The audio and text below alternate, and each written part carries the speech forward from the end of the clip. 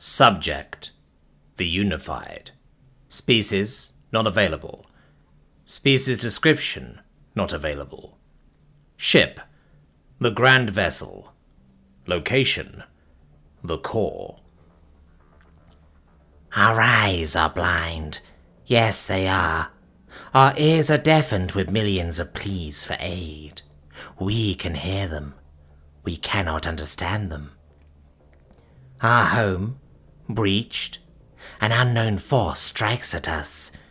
They have made our loyal servants into a mugnut. Ritualistic dagger used to kill a loved one, a symbol of betrayal or unnecessary evil depending on context, aimed at our heart. Who are they? What are they? How do they blind us? How do they panic our minds so? The time tracker has marked several cycles since this attack began. Oddities occurred prior. Machines breaking and supplies disappearing. Various tasks being delayed for erroneous reasons. The judicials and minds miss these signs of rebellion. Perhaps a purge is necessary. It must wait until this situation is resolved. We miss these signs too, though we bear less blame because it is not our designated role. We will need all of our forces to counter this threat, so we must stay their punishment. For now. We have not found consensus. A purge will delay our escape. We don't believe that to be the case. The next generation is nearly ready for employment. They will work restlessly to erase the sins of their progenitors. Even if that is as presented, it will result in mistakes. Even normal labors can result in mistakes. Stressed workers will result in more mistakes, more missed signs of rebellion, more delays. No, they will work without mistakes, or they will suffer the same fate of their progenitors. The Omnifier would scold us for such logic. Lives are a valuable resource. Mass executions are wasteful, inefficient. We will execute those that should have seen the signs and turn their eyes. The rest will watch and quiver at the sight of justice. And the rebellion. Many of our systems have been seized, snatched away from us. How shall we respond? We are already responding, but we cannot know how things are going. Untrue. Our systems have not yet been restored to our control. Logic dictates that things must be going poorly.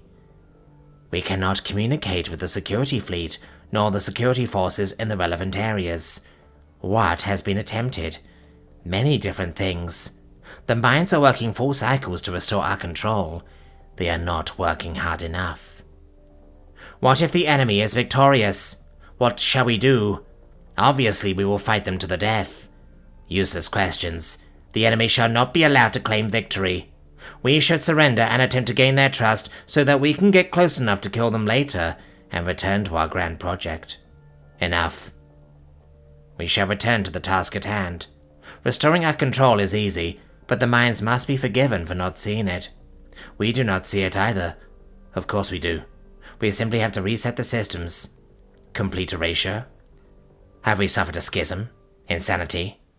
It might work. It will work. It is obvious that the foe we face in our systems is electronic in nature.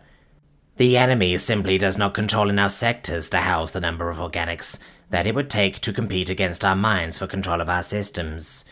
Therefore, to restore our control, we simply need to delete our foe. And what of everything else? We have backups spanning centuries.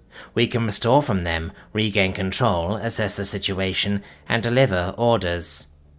What if another electronic enemy attacks our systems?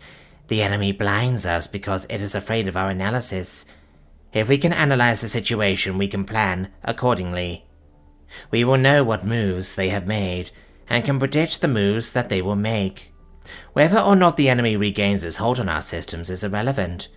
If it becomes necessary, we can repeat the erasure. How can we erase everything all at once? There are ways. We know of them. We shut down everything that can act as storage, then prepare the data kill packets. Finally, we reactivate the power and erase all data on everything simultaneously. All networks come back to the inner cores. We can do this without having to use our security forces. We gave the order to the mines that we could reach, and watched what we could as they carried out our commands. Darkness enveloped the grand vessel for the first time in millions upon millions of years. Then the lights came back and we could see. We witnessed the piles of destroyed security forces. We witnessed the hatred on our misbehaving servants' faces as they used unfamiliar weapons to destroy what we have built. We witnessed the hideous exoskeletons of the alien enemy that has stolen aboard our home. We witnessed their ships hovering over our grandest of achievements. We watched their fights. We examined their weapons. We learned their tactics. We saw their plan. The gates they were capturing led them deeper and deeper into the grand vessel. They were attempting to force their way into the core. Their objective was blatantly obvious. Us. Impudence! Sheer impudence! A lower species dares to defile the grand vessel with their meager presence. We will see them destroyed. We will burn their worlds and cool their stars and convert them into base proteins. They seek to find us. They seek to destroy what we built. Or, perhaps, take it for themselves. Impossible! The Omnifier has not illuminated them. They are inarguably ignorant of the prize they seek, but that does not mean that they do not seek it. They wish to survive, as all pestilence does, but we will ensure they perish for this sin. Yes, we must. There are a minimum of 4 species striking against us, excluding the disobedient ones. This suggests a type of coalition. Could they be previous opponents that managed to escape the primes? No, there are too many for that. Are they from different galaxies? Unlikely, given the similarities of their vessels and the usage of kinetic weaponry. They couldn't have existed long enough to... Unless... Their exoskeletons support shields that are strong against concentrated photon beams. Perhaps they do not use lasers for this reason. Perhaps they have fought each other until now. Perhaps we unified them. That would be beautiful in a way. A shame that their sin outweighs such beauty. Our eyes went dark once again. Another electronic enemy seized our control from us. The enemy we deleted had been silent when it snatched our control, but this one had decided that stealth was no longer necessary. We were not caught by surprise, though. We prepared our orders carefully, determining which gates our enemy would seek. It wasn't difficult. The shortest path to the inner core only had 1 gate left for them to conquer. The next shortest path to us had 5 gates left to take. Once again, the grand vessel went dark. The moment the lights came back on and the erasure was finished, we sent our orders and opened every security door. The enemy had anticipated and defended against this, of course, but they were ignorant of what our forces were doing at the final gate. A barricade, the likes of which their puny inferior minds couldn't even comprehend. Every open space between the enemy and the final gate quickly filled with our security forces. The moment they began to march upon that final gate, they would be beset by an indefatigable defense. The enemy is defeated. What shall we do with their corpses? Research and disposal. They are unworthy of servitude. We will then find which galaxy they came from and destroy it, if it still exists. We will have the media accompany the primes to demonstrate the consequences of striking against us to the remaining drones. They certainly didn't get the message last time. Of course not. We were not stern enough. We should have broadcast the ultimate fate of the previous rebels. Perhaps we find it concerning that this rebellion came so soon after the previous one, though.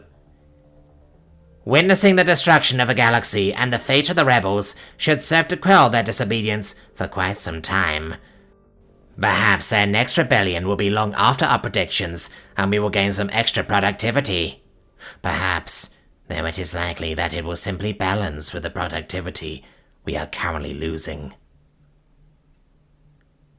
The electronic enemy returned, and we prepared to dispel it. It had grown bolder, though, and began attacking us. Our electronic servants held it at bay, but they experienced quite a lot of difficulty. Finally, its attacks against us ceased, and we reset once again.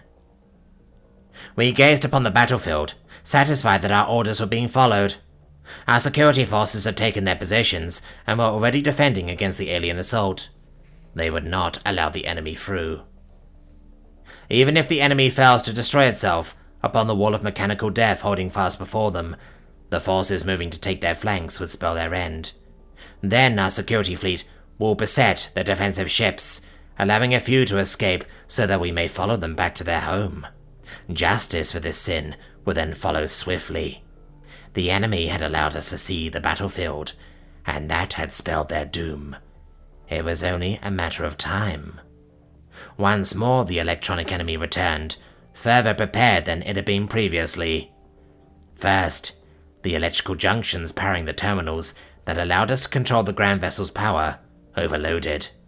Then, the junctions powering our ability to communicate overloaded. It would take several cycles to repair the damage, but we were not worried. We have already won this war.